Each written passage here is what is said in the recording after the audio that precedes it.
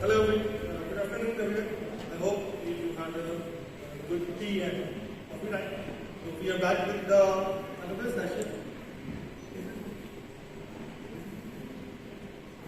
So we have come up with another session. Then for the Kubernetes networking. So Kubernetes networking under the hood and view. Because we have been listening about the networks and all that stuff, and things are going toward cloud and containerization. Or you can say that the world is going to be toward cloud and everything. So we need to learn the networking which is required for the cloud and especially for the Kubernetes. And that is the motive of this session or presentation for us.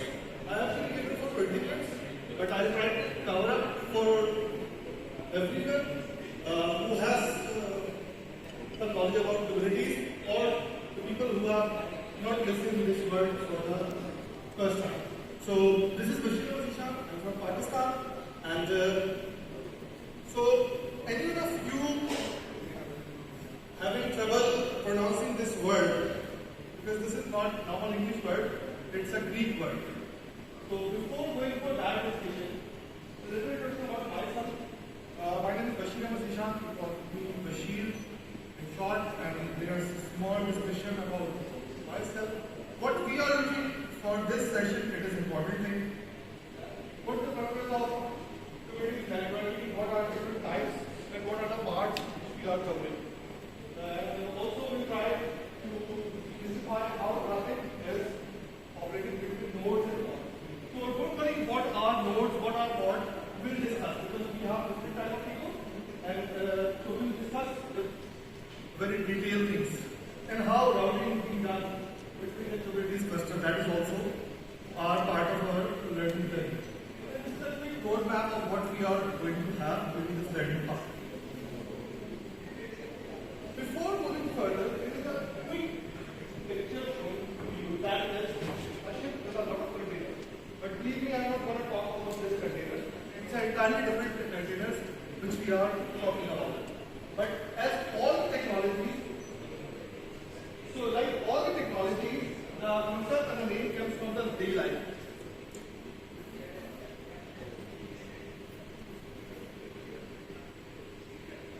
So like all the technologies, name comes from the common life. So the containers name is also driven from these type of containers. And there is a one line, if somebody can read it aloud for me or maybe at the word. The world's biggest search engine has 2 million containers. So if you are running that much number of containers, it means there are plenty of work to do with the networking as well. Even if it is for a smaller website, you might have multiple containers already. So networking is essential and it is required for us. But before going on that debate, what is Kubernetes? Like most of us has some idea about it, but let's discuss. It's a production grade container orchestration system.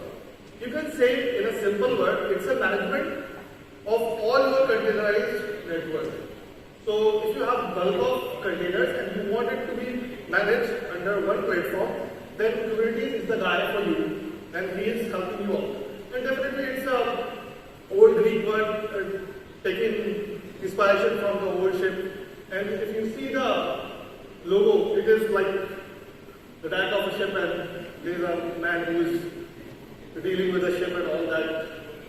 So the logo is that. So in container, you can run almost everything, be it your web server, your mail server, your database server, your application, your networking element or anything. You just think of it, anything can be containerized, and this container can be hosted or can be deployed anywhere. It is on-prem, on the server, on my laptop, or even a Raspberry Pi small PC. So this container is very flexible, very agile, and how this container are very fast, or you can say it is very useful because it's a smaller size computing resources, so that can be run anywhere. And definitely when we have multiple containers like hundreds, thousands, so we need something to manage it, and that is the software which is what we are learning to reduce. And we are going one step further. We are trying to learn about networking of these containers with the help of Kubernetes networking. But let me take you to a little behind the scenes of before the Kubernetes. That is the era when we don't have Kubernetes, we have servers or maybe we have our traditional machines. In machines or in servers, what we have a hardware, then we have operating system, and then we have multiple applications.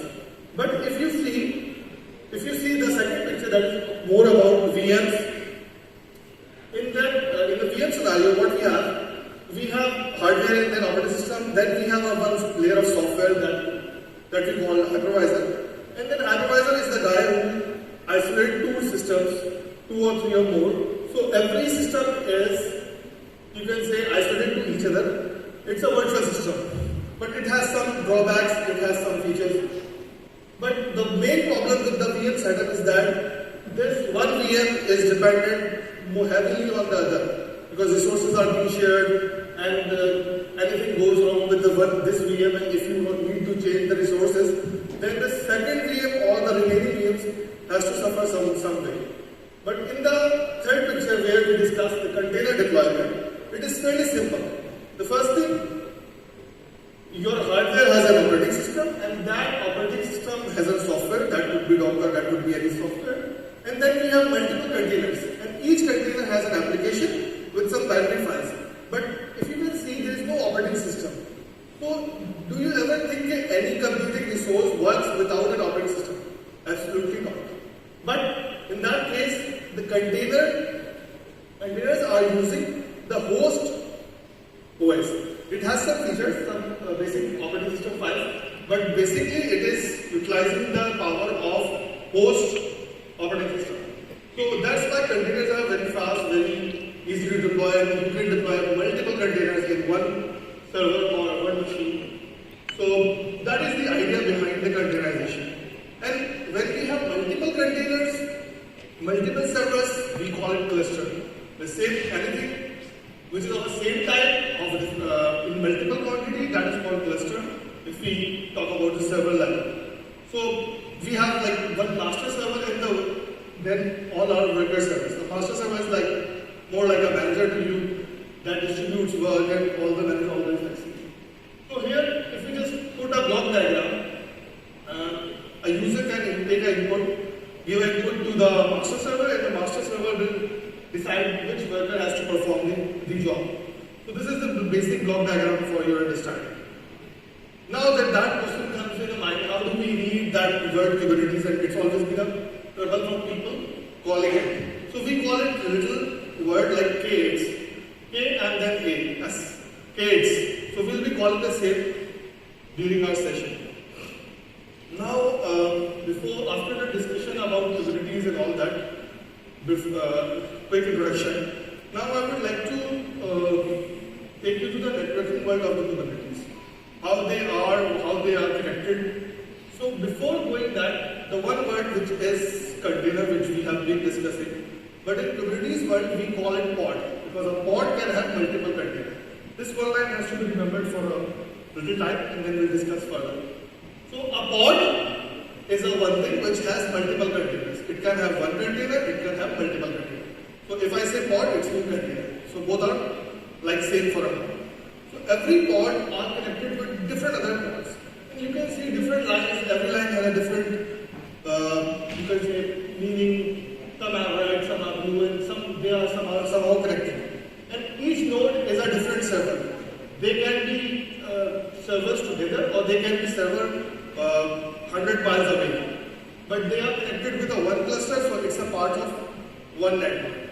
So they can communicate with each other, but we need to have some policies as well. So in the networking of Kubernetes or the normal networking, what we basically foresee, we want to share our data, we want to share our information. So same thing is being implemented in the Kubernetes. We want to share data from one pod to other pod, one node to other pod, but there should be some restrictions to follow. So this is what I hope you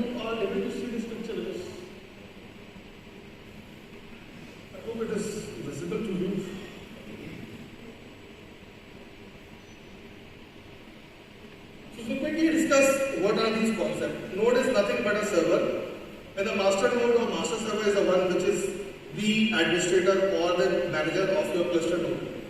So one is the master node, and rest are the worker or the simple nodes. And the pod which we discussed earlier is the, you can say, a box in which containers are residing. So container is the basic unit of any Kubernetes world. Or we simply say that container is a small computing resource where you can perform any operation, you can deploy a website, you can deploy any software or any application to run. So networking in the normal life or networking in the Kubernetes are but not same. So what are the differences? So let's discuss that. First of all, cluster. In a cluster, the networking is very simple. One big flat network is there. You can divide the subnets and the pools, and according to your need. For example, you can assign one pool or CIDR for the servers or the nodes, or one pool for the pods, and some pool IP pools for the other tasks. And the best thing or the challenging thing is that every IP is reachable to any other IP. So that is a good thing regarding the communication, but it's not a very good thing when it comes to security or when it comes to privacy. So what we do, but there are two problems as well. Pod cannot move from one node to other node, and they are not portable. So it's means pods are creating and destroying. Your application has to survive. For example, my website is there and it is hosted or it is residing by pods. So I have like, let's say 10 pods. Or what if 9 pods are destroyed or damaged due to hardware failure or due to any issue? Still my application will work and it should work. This is the resilience and this is the redundancy. So they should communicate to the outside world as well as within the cluster. So both communication is very important. That's why I'm discussing if everything is reachable, so there is a security concern. So we need something in between these to moderate. So one thing is network policy, like ACLs in our routing world or normal telecom world. We implement some policies, like for the routes we have the policies, for the routers we have the policies. So we have network policies in Kubernetes, and there are some other implementations as well. And also one thing, all the communication is done on IP layer 3 and the services are level 4. For example, I have a server, I have multiple containers on it, and every container or the pod has different application. One server can have database, email server, your RDMS server, your mail server, anything. And every server and every services is working on different ports. So we can classify and we can accordingly protect these. Now the important thing comes, what are the 5 ways of communication for any cluster? All possible conditions, like for example communication between the container, and definitely containers are in a pod. So it's mean a pod with the multiple containers, they should communicate. Pod between the same node, between the other nodes, and the services. What are services? We'll see. Let's see, I'll give you a very common example. For example, I have a PC. I have multiple applications running. So they can communicate to each other as well because they are sharing same IP, they are sharing same platform, so they can easily communicate. So you can think same like this. One pod with 2 containers, they can easily communicate. They are 2 computing resources, they can easily communicate. So that is the case is very fairly simple. But if we go to the next scenario, that is between pods on the same node. I have one server and I have 100 pods. These 100 pods can have 100 containers or more than 100 containers. So how they will communicate? First of all, if you see that GIF or GIF, one node is having 2 containers and other is also having the 2 containers. And I want the node 1, container 1 to communicate with the node 2 container 1, that is you can say container 3. So they will communicate using the network on the IP layer because each node, each pod has virtual IP of your nodes. So they can easily communicate. Now the scenario comes when two pods but they are on two different nodes. In the last case we have two different pods but the node was same, the server was same. So they are having same virtual IP and they are connected to the same. It's same like multiple PCs are connected over the same LAN or same network. They are sharing data among each other. But now the case comes where pods on different nodes are there, which is normally the case we are having. For example, this node is available here and the second node is available in Australia in some other cloud provider or maybe at your home. So how do they will communicate? Although they are far, they are away, but they are part of one cluster. They are like one node is talking to other node. First of all, there must be some gateway of that cluster that is responsible for making communication. Let me remind you a quick example of layer 2 network where you have two different layer 2 networks and they are, if you want to have a communication, you put a router and then this intermittent routing does the job for you. Although it is not related with this, but just for giving you an idea how things are going on. And there is another software or you can say a CNI has to add it. CNI is Container Network Interface. A package has to install that is CNI that is responsible for making communication. Because all these nodes, all these containers mostly are of Linux. So you need some packages which is helping your Kubernetes cluster to communicate and making your transaction easily possible. But before going to the other part, there is one line which I just told you that pods are not always are very dynamic. They make and create because every time the load increases, the number of pods increases, and then your load, your user decreases, the number of pods should decrease. So they are very versatile. So every time the pod is created, it gets a new IP. So is it not possible for us or for the system to always changing the routing table very fastly or very aggressively, frequently? So what we do, we create a logical service, which is the word is service, but we create a logical path between them. If I give you example from normal networking, DNS concept. Like I don't know the IP of any website, so we create a DNS solution that, for example, google.com, it has this IP. So I write google.com and the server does the job for you and the vice versa. So same thing we do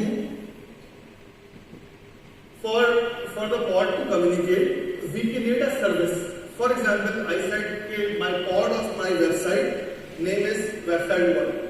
Every time I click ping website 1 or I try to communicate with website, I just write website 1. Whatever the IP of the pod, whatever the IP of the deployment, that DNS has to take care of.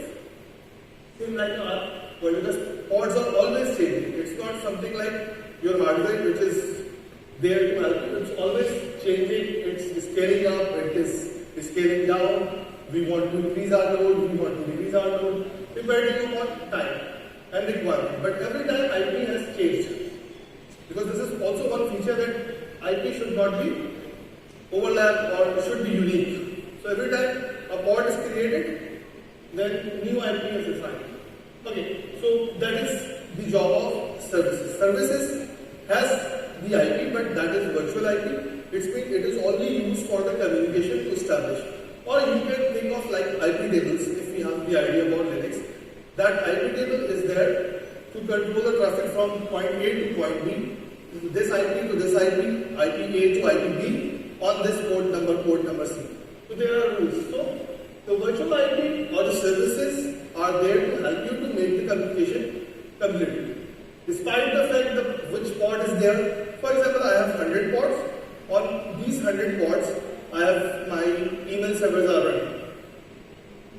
Now the services will help me to distribute that load among these pods or these workloads.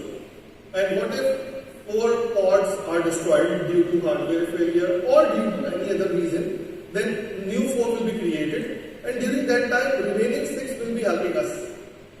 So all that process is being provided always with the help of Kubernetes again. So be it load balancing, be it for the redundancy, everything is being done by this service. And the last service which is widely used and most important, communication to the internet. For example, there is a website or a database server, and it needs to go to the internet. So again, we create a service that helps us to communicate with the internet. For example, I need my database server to be patched with the latest version. So I should go to the internet and take data from there. So I need a service. Okay, there are two important concepts, that is egress and ingress. And we certainly know that E means just like exit, it's been going from the pod to the outside one, and ingress, it's something which is coming to your mind. So the concept is same like upload and download. Upload is something sending data to internet, and downloading is getting data from internet. So the ingress, so you can apply policy on both sides, egress or ingress. I want nobody should enter here, but anybody can leave the room. That is one policy. Or vice versa, nobody should leave this place and anybody can come. So the policy or network policy can be anything according to our need. And one thing which we keep on discussing is DNS. Here we call it core DNS. Every cluster must have one DNS. This is one of the major requirements because it helps us to make up logical connection and remembering the name of this service. Because every time we are not able to remember the IPs. So core DNS is the built-in function which is available and definitely. Okay, what we were discussing is services. There are multiple types of services. First I told you how many types of services. Now you can see the classification or the Kubernetes classification. For example, if I want pod to communicate each other, then the cluster IP is the one which is helping us. And if we want to divide our load between my pod or my workloads, then load balancer is there. And for the last two cases, for the services for going to the internet or going to the outside our node or our cluster, then the node code is the service. Although these are very fairly some large information, but I try to squeeze in a quick time just to get you an idea of how networks of Kubernetes and is working. Just a brief introduction for you. And now I'll come to the diagram which we shown in the start of the presentation. Like these are the pods, and they are like 8 pods on 3 different nodes. Now you can see these pods can communicate to each other by blue lines, you can say, and these blue lines are also connected to 3 nodes. It means these 3 nodes can communicate to each other, and as well as these pods can communicate. Like for example, the pod 1 of this node can communicate to this pod. This is fairly simple and this is very easy and you understand that.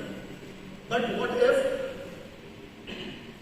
I want cross communication as well, or I want some communication from outside the node? For example, that pod is also communicating with this server, but also communicating with the outside world. I am downloading some patch or something to the outside world or to the internet. So that is the possible. But if you see the third diagram, where I restricted few of the pods to communicate. For example, let's suppose this is our production server and this is our testing server. I don't want this pod to communicate with the testing server, but I want rest of the communication can be possible. So if we combine all 3 pictures shown, so it will become something like this, where we have the communication between the pods, whereas we have communication between the pods and outside world, and also we have some restrictions using different techniques like network policies and all, and we are able to manage our network with different options. So here if we see one more thing about CM, there are so many CNI which we are discussing, like you need some application, or you can say package, to make it possible so communication can be done outside the cluster. So Cilium is the one which is open source, so I just mentioned over here. There are more than 25 CNIs are available. What are some best practices? That is always been an important topic, because if you take any network in your mind, there are like, let's say, 10,000 IPs, for example. But in a cluster of Kubernetes, there are more than 10,000 IPs for a smaller network. If you go for a larger network, as we discussed in the start, so the planning phase is very important, and the you can say the planning of the IP pools is very important according to your scalability. If you think that your network will grow up, so it's always good that you structure your network according to scalability. Okay, like I said that every pod has a unique IP. It has one IP that is unique to the cluster, but it has IP of service as well, it has IP of node as well. So there are multiple IPs to deal with, and also multiple services. Like in cluster, maybe you have more than 100 types of services available. So service discovery is very important. And high availability and redundancy should be taken care always. Like we mentioned 3 nodes, but in the real world it's like more than 100 nodes for a single cluster, but at least 3 is the preferred one. One should be the master and two is the worker. There is no point one master and one worker. What if any one fails? And security again, because communication is very open, so need to maintain some decorum, network policies and security implementations are there always at system level, node level, server level and the pod level as well. And the monitoring and performance optimization is always there for helping you out. Now if we do a quick recap what we have learned so far, we learned about the Kubernetes, that is the container management system. The word is orchestration. How to deal with all your containerized infrastructure. You can see whole life cycle, starting from deployment, from day 2 and then scaling up and everything is being controlled by the Kubernetes. So we had a quick discussion on Kubernetes. And that means we see how networking works, especially in the case of a cluster or a Kubernetes, how versatile is this. And then we saw some key items like services, cluster IPs, network policies, just to get you an idea about it. And different services like load balancer and all that stuff. So I prepared some lab as well. If you want to see, you can see from this GitHub as well. But due to the specific time, so I think we can have a discussion session or a question if you have. So I'll be happy to answer.